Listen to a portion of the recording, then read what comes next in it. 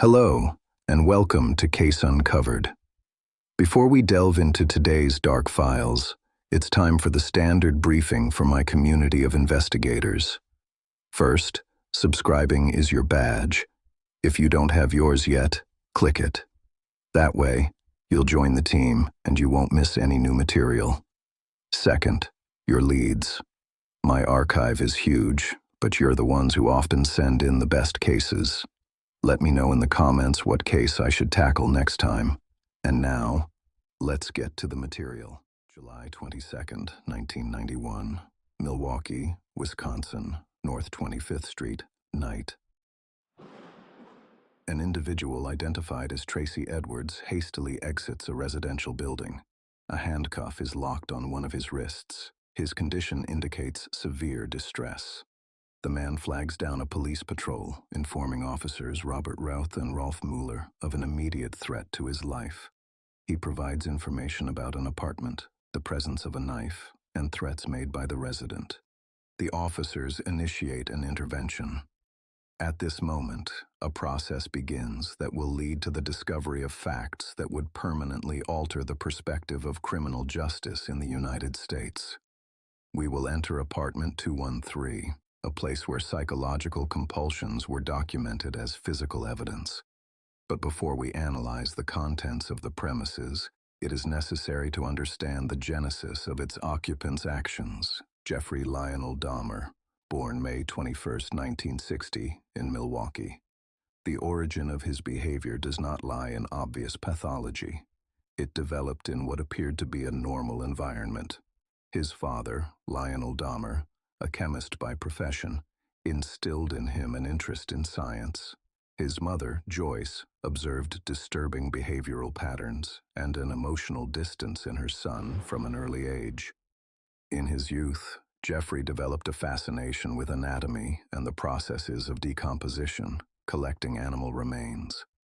Under his father's guidance, he acquired practical knowledge of chemistry, learning techniques for the preparation and preservation of tissue. These skills, initially perceived as a hobby, became the foundation of his later modus operandi. Summer of 1978, Bath Township, Ohio.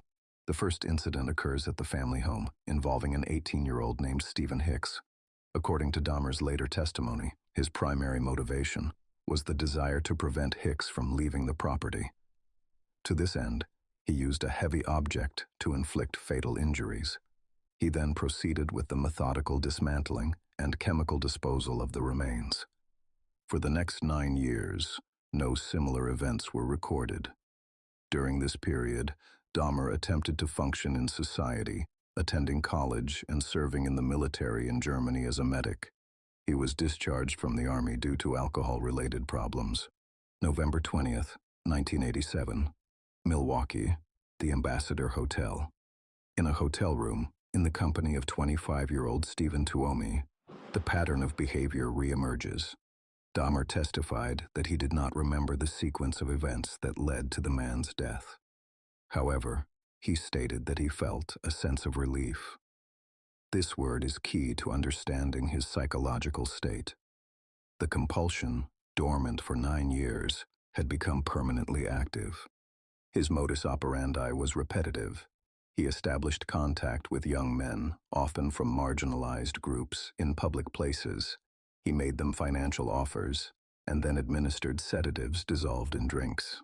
Once the individual lost consciousness, he would proceed to the second phase. Death occurred as a result of asphyxiation.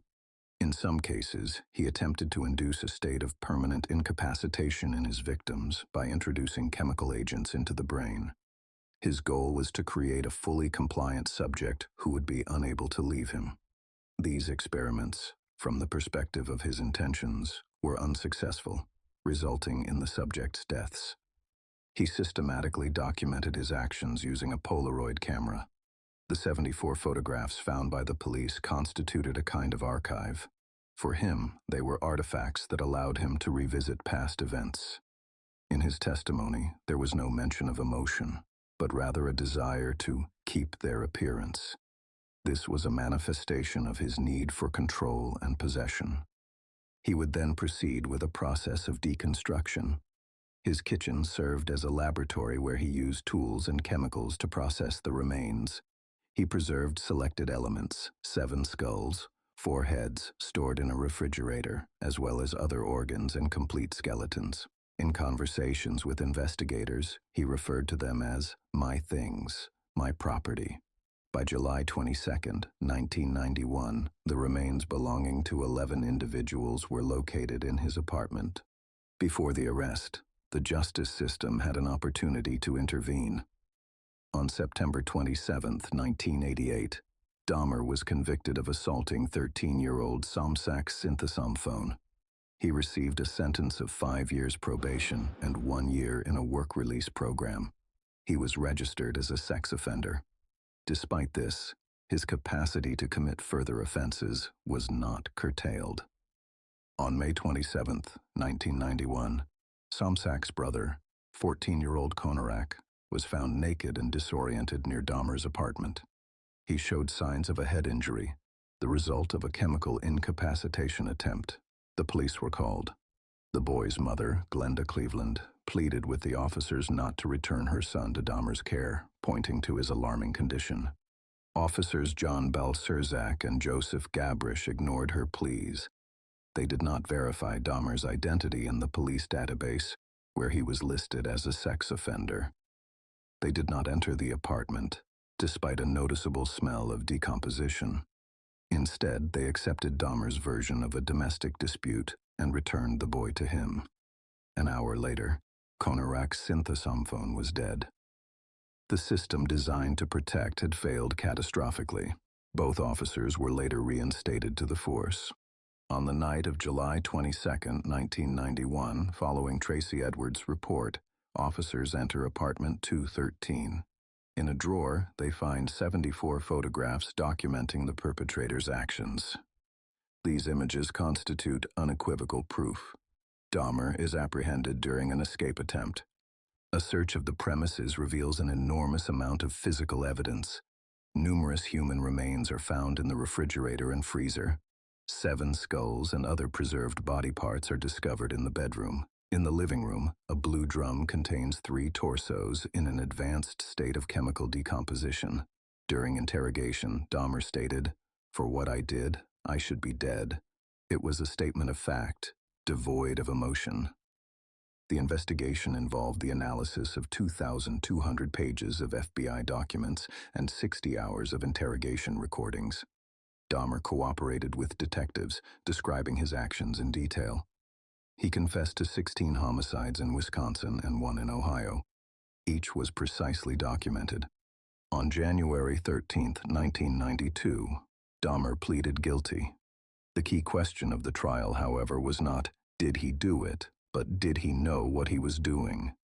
7 psychiatrists presented their opinions. 5 of them argued for legal insanity, pointing to personality disorders and psychosis. 2 stated that Dahmer fully distinguished between right and wrong, and that his actions were the result of conscious choices. On February 15, 1992, the jury found him to be legally sane. This meant his actions were viewed not as a symptom of illness, but as a series of conscious decisions. He was sentenced to 16 life terms without the possibility of parole. Before the court, he stated, "I failed and I created a Holocaust."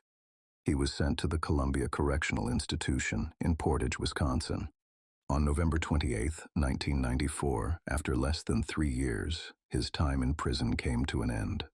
According to the account of a fellow inmate, Christopher Scarver, Dahmer continued his psychological manipulations, arranging food in ways that alluded to anatomy. During a cleaning detail, unsupervised by guards, Scarver struck Dahmer with a metal bar, causing fatal head injuries. Dahmer died at the hospital at the age of 34.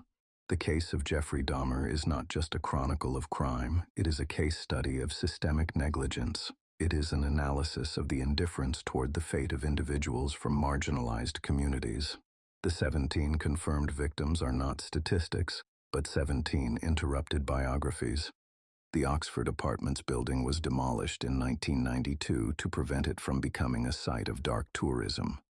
Dahmer's persona, however, has permeated popular culture. becoming an object of commercialization.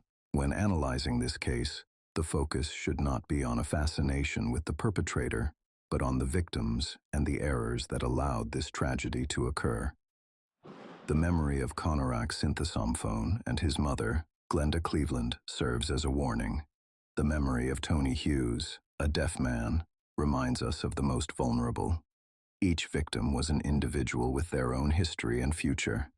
The story of Jeffrey Dahmer is not a story about a monster. Monsters belong to fiction. This is a story about real systems that failed, about officers who did not listen, about a society that did not notice. It is a dark history written in the physical evidence from apartment 213, and this history must remain in our memory as a warning. 17 names, 17 reasons to never forget.